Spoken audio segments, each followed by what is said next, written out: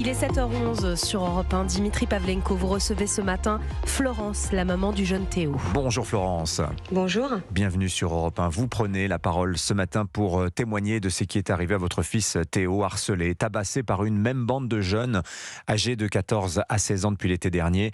Samedi soir, votre fils Théo a échappé de peu à la mort. Que lui est-il arrivé ? Donc il rentrait du travail, il a un job étudiant, il est arrivé à 20h54, il rentre toujours en trottinette pour sa sécurité par rapport à tout ce qui s'est passé avant. Il a déposé sa trottinette à environ 100 mètres de son appartement. Quand il a déposé la trottinette, qu'il s'est retourné, il a vu 4 individus qui arrivaient en trottinette électronique, des grosses trottinettes personnelles, et il a compris tout de suite parce qu'ils mettaient les capuches et des cagoules, donc il s'est mis à courir jusqu'à son appartement. Il a badgé. Malheureusement, sur son appartement, sur la porte de l'appartement, il y a un problème. Donc la porte ne se claque pas tout de suite. Il faut 2-3 clics. Donc ils ont réussi à le suivre. Mon fils après est passé au premier sas où il a rebadgé et là ils sont arrivés et on voit sur les vidéos la suite, un acharnement durant plus de 2 minutes où on lui réclame son téléphone, qu'ils vont le tuer, ils l'insultent et téléphonent. Donc ils passent chacun à leur tour sur lui, lui sauter sur la tête. Mon fils arrive à leur demander d'arrêter et qu'il a de l'argent, il donne le portefeuille, donc ça cesse. Il y en a qui partent, puis ils reviennent en demandant le téléphone, donc il arrive à donner le téléphone avec difficulté parce qu'il avait la main coincée contre la porte, donc il n'arrivait pas du côté droit à le sortir. Une fois qu'il l'a sorti, il le donne et il voulait le code, donc là il se reprend un coup et on recommence à l'attaquer. Donc il arrive à dire laissez-moi respirer pour vous donner le code, et il donne le code et là ils partent. Et là il arrive, je ne sais pas comment, à se relever et à se glisser jusqu'à l'ascenseur pour monter jusqu'à son appartement où avec sa clé il ouvre et il s'écroule et son colocataire appelle les pompiers. Les pompiers refusent de venir. Donc il appelle le 17. Le 17 refuse de venir. Ils disent que c'est pas assez grave et qu'il faut l'emmener voir un médecin traitant. Donc son colocataire me contacte et m'explique ce qui se passe. Donc j'appelle le 15. Le 15 entend ma détresse en tant que maman. C'est une dame.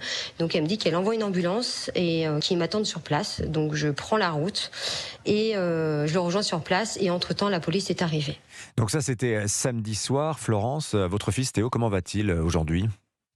Il a un trauma crânien qui lui fait qu'il supporte pas la lumière, qu'il a des vertiges, qu'il est pas bien, qu'il a au niveau de la mâchoire côté gauche où il a une perte de sensibilité. On ne sait pas si ça vient du trauma ou si ça vient des cervicales. Il doit repasser des examens semaine prochaine. Tout le côté gauche où il a reçu des coups, il a des hématomes internes, donc on n'en sait pas plus du quand et comment ça va se remettre. Il doit faire de la kiné, minimum 2 mois. Et mentalement, je veux dire qu'il va bien parce qu'il est impressionnant. Enfin, je pense que tout parent pourrait rêver d'avoir un enfant comme ça. Je suis tellement fière. Parce que lui aujourd'hui, il pense aux autres. Il pense pas à lui, il pense aux autres en disant maman, il faut qu'on parle parce que t'as mis des messages, on t'écrit. En fait, il y a plein de gens qui n'ont pas porté plainte, il y a plein de gens qui disent pas. Et en fait, c'est pas des gamins qui vont nous avoir. Donc, il va pas bien parce qu'il souffre. Parce que c'est dur, parce qu'il sait pas s'il va pas devoir déménager, arrêter ses études, son job étudiant. Il remet tout en question, ce qui est normal. Et il va super bien parce il pense aux autres. Voilà. Et c'était la 3e fois qu'il avait affaire à cette bande, qu'elle l'agressait, et en toute impunité. C'est ça qui vous pousse à prendre la parole ce matin sur Europe 1. Tout à fait. Et c'est ça, bien ça le problème. Et en fait, quand on regarde les journaux encore aujourd'hui, c'est répétitif, c'est pas seul, et c'est ça qui est triste. C'est dans toutes les villes, et à Lyon, ça n'arrête pas. Cette bande, elle est connue et reconnue, même la police en a marre. Quand on discute avec eux, ils nous regardent en disant « Merci madame, parce que je vous ai contacté ». Vous voyez où on arrive ? Les policiers disent « Merci madame », alors que c'est à moi de les remercier parce qu'ils ont fait leur travail. Alors, les agresseurs de votre fils, justement, vous les avez croisés au commissariat. Il se trouve qu'ils sont connus, hein ? Il y a un premier, donc celui qui gentiment s'est amusé à faire du trampoline sur la tête de mon fils. Il a 15 ans, il a 25 chefs d'accusation, donc 25 connus quand même, parce qu'il y en a bien qui sont passés à travers, et dont une pour torture. Wow. Ce qui est arrivé à votre fils, Florence, vous nous dites ce matin, c'est pas un fait divers, c'est un fait de société.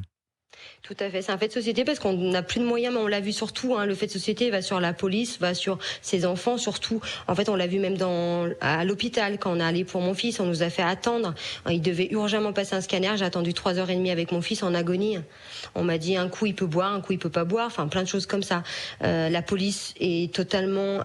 ils savent plus quoi faire en fait. Ils les croisent, ils nous disent on fait que de les croiser, on sait que c'est eux, on n'a rien, on n'a pas d'image. Aujourd'hui, heureusement, on a eu des images. Heureusement, on a eu des images qui ont permis à 5 interpellations mardi matin. Il y a 14 personnes au total. Ils sont mineurs. Et quel est votre message ce matin, Florence, sur l'antenne d'Europe 1 ? Moi, mon message, ça va être déjà la procureure ou le procureur, s'ils sont parents, de poser la question à ma place, comment ils seraient. Voilà. Donc, une fois qu'ils sont mis à ma place, est-ce que vol aggravé leur suffirait ? Voilà. Après, mon autre message, ça va être à Monsieur le Président de la République, Monsieur Macron. Aujourd'hui, vous nous parlez qu'on n'a pas d'argent, qu'on va supprimer plein de choses. On voit toutes ces images de policiers dans les commissariats qui n'ont plus rien, mais n'ont plus rien. Ils font des enquêtes, on fait tout, on a les personnes et on ne fait rien. Et après, surtout, vraiment, mon combat, ça va être aux parents de ces enfants. En tant que parents, s'il vous plaît, il va falloir que vous jouez votre rôle. Si vous êtes vraiment désarmés face à tout ça, vous pouvez être aidés et je serai la première à pouvoir vous aider. Je suis pas là en tant que haine, je suis pas là pour vous juger. Je suis une maman et je suis prête à vous accompagner. Il y a tout pour vous aider. Merci beaucoup Florence, votre témoignage ce matin d'une grande force, d'une grande générosité aussi. On pense à vous ce matin Florence et on souhaite bon rétablissement à votre fils Théo au nom de toutes les équipes d'Europe 1. Merci beaucoup.